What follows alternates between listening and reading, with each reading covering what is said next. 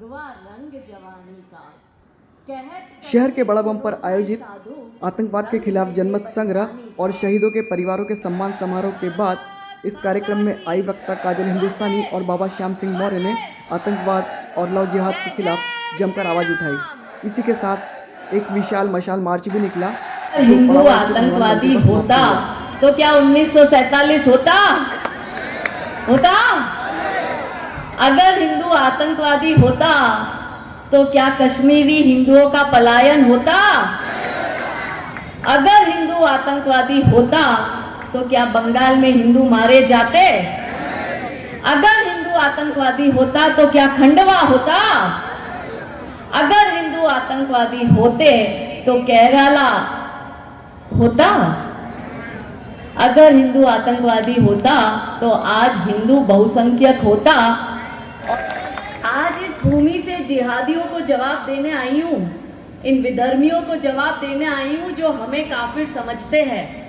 और क्योंकि हम आजादी का अमृत महोत्सव मना रहे हैं और बलिदानियों को आज हम श्रद्धांजलि देने उपस्थित हुए और यहाँ से मशाल मार्च भी निकालेंगे, तो क्या आप अपने आप से सवाल करेंगे कि उनका दिया हुआ बलिदान और विश्व स्पीकर जिन्होंने बलिदान दिया उस बलिदान को भूला नहीं जाएगा और ना भूलेंगे ना माफ करेंगे। इन जिहादियों को फांसियों के फंदे पर नहीं पहुंचाएंगे तब तक शांति से नहीं बैठेंगे। हमसे कहते हैं कि सभी का खून शामिल था इस मिट्टी में, किसी के बाप का हिंदुस्तान थोड़ी है। तो मैं कहती हूँ इन जिहादियों को, सही बात है, सभी का खून शामिल था इस मिट्टी में, किसी के बाप का हिंदुस्तान थोड़ी है। लेकिन जिनके अब्बा 1947 में ले चुके पाकिस्तान, अब उनका हिंदुस्तान थोड़ी है। मगर हिंदू एक भी हो चुका है। और मैं पूरे भारत में भ्रमण कर कर कहती हूँ कि हमारे साथ जुड़ो, हिंदू हमारे साथ जुड़े। हम ये नहीं कहते कि कट्टर हिंदू हमारे साथ जुड़े, हम कहते हैं हिंदू हमारे साथ जुड़े, कट्टर तो हम उन्हें बना ही लेंगे।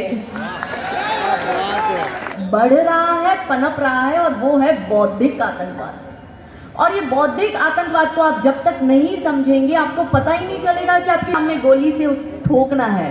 लेकिन देश के अंदर दुश्मन कौन है वो भी तो पता लगाना है। तो बौद्धिक आतंकवाद के 4 स्तंभ है जिनको मैं चांडाल चौगड़ी बोलती हूँ। बॉलीवुड, कम्युनिस्ट यानी कि वामपंथी, लेफ्ट मीडिया और चौथा विपक्ष यानी कि ये भारत का जो पूरा विपक्ष है, नरेंद्र भाई भाजपा को छोड़कर जो पूरा विपक्ष है। तो ये 4 स्थापित करने में लगे रहते हैं। ये जो बच्चे जेएनयू यूनिवर्सिटी में भारत की बर्बादी के नारे लगाते हैं उनको ये भटका हुआ नौजवान कहने में लगे रहते हैं। ये चाइना और पाकिस्तान की तरफदारी करते हैं और ये अमेरिका में जाके भारत की बदनामी करते हैं। ये हिंदुत्व की तुलना आईसिस और बोको हराम से करते हैं। ये है बौद्धिक आतंकवाद। और इस बौद्धिक आतंकवाद के रूप को पहचानिए मेरे मित्रों, क्योंकि यदि आपको दुश्मन पता नहीं होगा तो आप लड़ोगे किससे।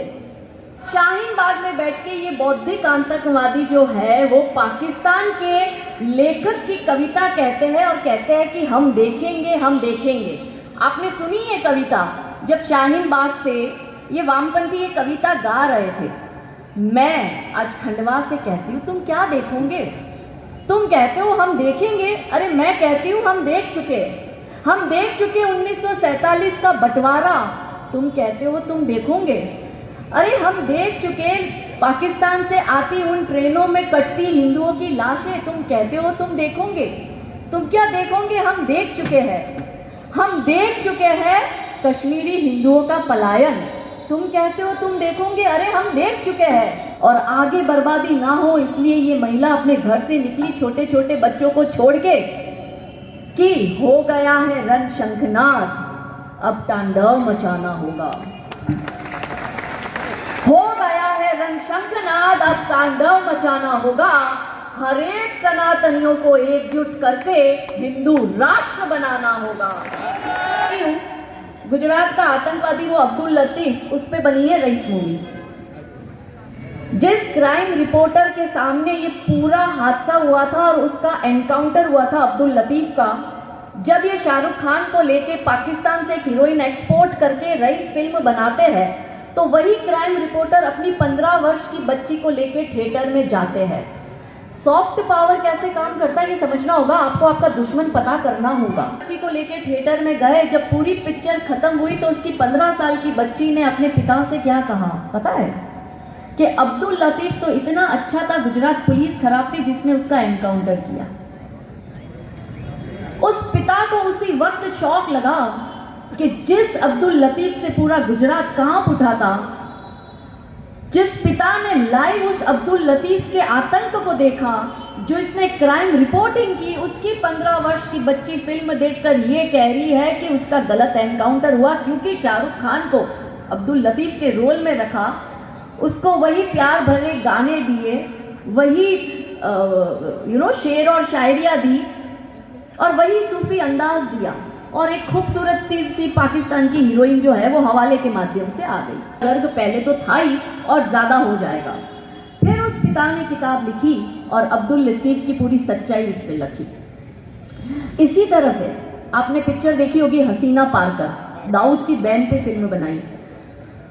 मैं इंस्टाग्राम पे देखती हूँ कि हसीना पारकर की हमारी 15-16 साल की लड़कियां फिल्म के उसके डायलॉग पे रील्स बना के अपलोड कर रही है इंस्टाग्राम पे।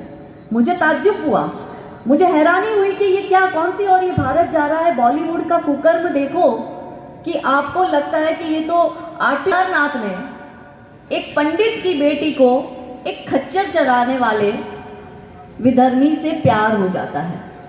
अब मुझे तो नहीं समझ में आता कि ये कॉन्सेप्ट क्या है। अगर केदारनाथ पे फिल्म बनी और वो रियल स्टोरी है तो रियल दिखाओ, उसमें फिक्शन स्टोरी डाल के भी तुम ये दिखा रहे हो कि पंडित की बेटी को घोड़े चलाने वाले से प्यार हो गया। मैं हर साल वैष्णो देवी जाती हूँ, बचपन में इतनी सी थी तब से जाती हूँ, 13 साल की उम्र से। मुझे तो आज तक कभी किसी खच्चर टट्टू चलाने वाले से प्यार नहीं हुआ। हाँ, मुझे तो नहीं हुआ। अभी 13 साल की उम्र से जाती हूँ, मैं 40 की हो गई। देखो, खुल के अपनी उम्र भी बता रही हूँ। फिर इनको लगता है कि जो दर्शन करने माँ के जाती है वो खच्चर वाले से नैन लड़ाए और प्यार हो जाए। ऐसा नहीं होने देंगे। एक्सट्रीमिस्ट हर चीज में हिंदू मुस्लिम ढूंढती है। तो मैंने कहा कि भाई तुम भी एक फिल्म बनाओ, चलो स्क्रिप्ट मैं देती हूँ कि नवाब या निजाम की बेटी अजमेर की दरगाह पे चादर चढ़ाने गई और बाहर एक मोची चप्पल सिल रहा था उस निजाम की बेटी का। अरे स्टोरी सुनिए फिर ताली बजाना। मैं जैसे ही लड़की दरगाह से बाहर निकलती है और चप्पल उसकी टूटती है और वो लड़की उसी मोची के पास चप्पल सिलवाने जाती है। नैन मटक्का होता है, प्यार हो जाता है और निजाम की लड़की जो है वो भाग जाती है मोची के साथ। देखते हैं ऐसी फिल्म कोई बनाने की ताकत रखता है इस बॉलीवुड या उर्दूवुड में? बताओ क्यों नहीं बनाते? पंडित की लड़की खच्चर चलाने वाले से दिखा दोगे तो निजाम की लड़की दिखा दो चप्पल सिलाने वाली किसी मोची से। और फिर हमें ये ज्ञान पेलते हैं कि हम हिंदू मुस्लिम करते हैं। मैं तो जॉब करती हूँ। अगर इनकी सच्चाई जन जन तक पहुंचानी है और इनको लगता है कि मैं हिंदू मुस्लिम करती हूँ तो लगने दो, लेकिन मेरी बेटियों को, हिंदू बेटियों को विधर्मियों के मकड़ जाल में फंसने नहीं दूंगी। सही बात है, कुछ अब्दुल कलाम भी होते हैं, पर एक आधे अब्दुल कलाम के लिए मैं 99 अफजल को कैसे छोड़ दूं?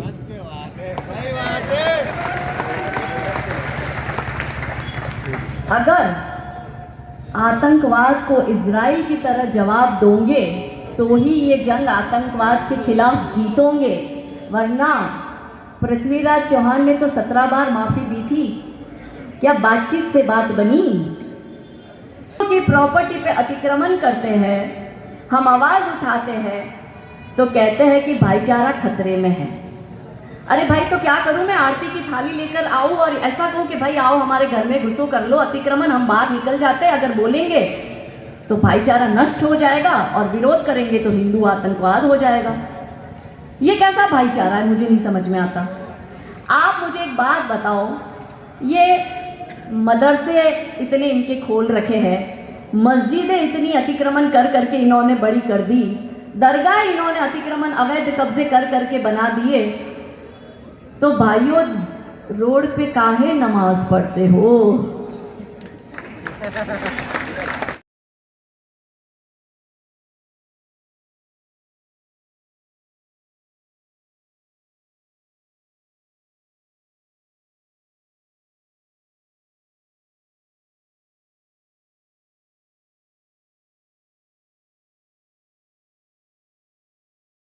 Vietnam, you can search on Google, you can search on YouTube, जिसको कहते हैं वियतनाम, इसका नाम था चंपा देश। ये हिंदुओं का साम्राज्य था। जिसको कहते हैं थाईलैंड, ये थाईलैंड नहीं था, इसका नाम था श्याम देश। दुनिया का सबसे बड़ा मंदिर कहां है? ये महादेवगढ़ का मंदिर। ताली बजाओ पर जोरदार इन कार्यकर्ताओं के नाम पर, जिन्होंने महादेवगढ़ का नाम महादेवगढ़ रख लिया। वरना बता रहा हूं, दुनिया का सबसे बड़ा मंदिर कहां है? कंबोडियन। बहुत बड़ा ताली बजा दो उनके लिए भी यार। था गांधार, महाभारत की गांधारी वहां की रहने वाली थी। ये गांधार कभी भारत का हिस्सा था। जिसको कहते हैं पारस, ईरान, इराक, इसका नाम था केकई देश। ये कभी भारत का हिस्सा था। जिसको कहते हैं जावा, सुमात्रा, कंबोडिया। कभी चलो मेरे साथ, अगर पैसा फालतू खर्च नहीं करो, बचा सको तो चलो अमेरिका दिखाओ। बता रहा हूं आपको, लेकिन कंबोडिया छोड़ना पड़ा, वियतनाम छोड़ना पड़ा, उनको श्याम देश छोड़ना पड़ा, उनको इंडोनेशिया, जावा, सुमात्रा छोड़ना पड़ा। क्यों छोड़ना पड़ा? क्योंकि अपनी तो आदत है। अपना तो सुग्रीव है, हनुमान जी थोड़ी है। हम तो ये भी क्यों करें? अरे मुझे एक बात बताओ, हम में से कई लोग ऐसे हैं कि दिवाली के टाइम पे क्या हम सज के निकलते हैं? क्या रामनवमी में हम सब जुलूस में शामिल होते हैं? नहीं। हमें क्या करना? हम तो ठीक है। ऐसा कौन सा मुसलमान है जो मतलब ईद के दिन टोपी लगा के नहीं निकलता? लेकिन ऐसा कौन सा तुम में से हिंदू हजारों मिल जाएंगे जिनके सिर पे बिंदी भी नहीं है, कहीं नहीं, बस चले गए। मिलेगा। इसी वास्ते हमने हरदम दान किया और कहा गया उसको ना समझा, आंख नीच कर मान लिया। मंदिर ऊंचे बनवा करके स्वर्ण कलश चढ़वाए थे और फर्शों में हीरे मोती माणिक पन्ना चढ़वाए थे। आंख नीच कर सोचा हमने, पाप हमारे छूट गए। आंख नीच कर सोचा हमने, पाप हमारे छूट गए। और आंख खुली तो देखा उनको चंद विधर्मी लूट गए। आज 100 वर्षों की शताब्दी है महाराज जी। आज से ठीक 100 वर्ष पहले केरल के मोपला मुसलमानों ने आह्वान किया कि मालवा की धरती हिंदू विहीन कर देंगे। उस आह्वान के बाद 25,000 हिंदू काट दिया गया। मुझे मालूम है समय हो रहा है, पर बैठ सकते हैं। छोटे छोटे बच्चों की हत्या कर दी गई। हमारे मंदिरों में गोमांस फेंका गया। साथ में मंदिरों को तोड़ा गया। और कुछ नहीं तो हिंदुओं, माता बहनों की मुसलमान युवाओं के साथ निकाह करवा दिया गया। उसकी शताब्दी के विषय में बता रहा हूं। कारण इतना था कि तुर्की के, भारत के नहीं, तुर्की के खलीफा को वहां के अंग्रेजों ने सत्ता से बेदखल कर दिया था।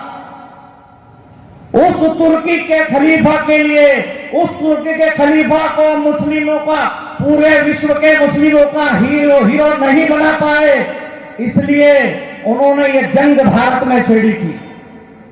और सबसे बड़ी गलती इस देश की कि खलीफा हटा मुस्लिमों का। तुर्की में, भारत में महात्मा गांधी के द्वारा एक खलीफा कमेटी का, खिलाफत कमेटी का गठन किया गया। उस खिलाफत कमेटी के को गठन करके उसको कांग्रेस के आंदोलन में लिया गया। बेजबरन हिंदुओं के ऊपर थोपा गया।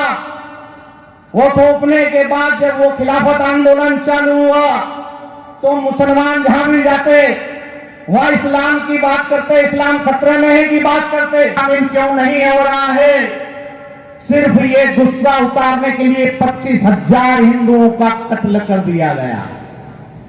दुर्भाग्य इस देश का कि देश की आजादी के बाद 1947 में जब इस देश के प्रधानमंत्री नेहरू जी बने तो क्या किया? तो उन्होंने कि वो जो हिंदुओं के हत्यारे, वो मोपला मुसलमान थे, उन्हें स्वतंत्रता सेनानी घोषित कर दिया। मोदी जी की सरकार में मोदी जी की सरकार ने सारे तथ्यों को जाना, एक कमेटी बनाई गई, ICHR नाम की एक कमेटी बनी। कमेटी का नाम थोड़ा इधर उधर हो सकता है उससे। उस कमेटी ने सारे तथ्यों की जानकारी जुटाई। जानकारी जुटाने के बाद सारे तथ्य पेश किए और अभी उन मोपला के नरसंहारों के परिवारों को दी जाने वाली पेंशन अभी उठाकर बंद की। मेरे खंडवा में भी वो जिहादी मानसिकता काम कर रही है। सन 2014 के बाद से, अपना भाषण थोड़ा संक्षिप्त में कर रहा हूं मैं, सन 2014 के बाद से ध्यान में रखना मेरे खंडवा वासियों, जब से स्वयंसेवकों का गढ़ महादेवगढ़ बना, मेरे स्वयंसेवकों के गढ़ महादेवगढ़ की राष्ट्रभक्ति का भाला जब से इस आतंकियों की छाती पर गड़ा, उस 2014 के बाद से इस खंडवा में कर्फ्यू लगना बंद हो गया। मेरे खंडवा में कर्फ्यू लगना बंद हुआ कि नहीं? अरे ईमानदारी से बोलो, हुआ कि नहीं? नहीं तो 2014 में आखिरी कर्फ्यू लगा था 12-14 दिन का। उसके पहले याद करो, ये वही खंडवा है जहां हर 1-2 वर्षों में कर्फ्यू लगा करता था। तो भी हमने सहन कर ली, वो भी हमने प्रशासन पे छोड़ दिया, क्योंकि बाबा जी बता ही चुके हैं हम मेरे को क्या करना, हमको क्या करना। ठीक है ना? राम को गाली देना चालू की, कर्फ्यू नहीं लग रहा है, दंगे नहीं हो रहे, इसलिए योजनाबद्ध तरीके से शादी के समारोह में पत्थर बरसाए जा रहे हैं। ये पत्थर उन्हीं जिहादी मानसिकता, उन्हीं तालिबानी मानसिकता के कारण बरसाए जा रहे हैं, जिनकी इच्छा है कि इस खंडवा शहर में भी जो महादेवगढ़ का भक्त खड़ा है, जो स्वयंसेवक का गढ़ बन के खड़ा है, इस गढ़ को कैसे फोड़ा जाए, के साथ खड़ा है, इसे कैसे तोड़ा जाए। वो खंडवा को किराना बनाने की चाह लगा रहे हैं, बनने देंगे क्या? ये खंडवा पश्चिम बंगाल है क्या? आज कागल जी ने यहां पर बताया कि कैसे लाओ देहात के माध्यम से माता बहनों को, हिंदुओं की लड़कियों को पटाया जा रहा है, ले जाया जा रहा है।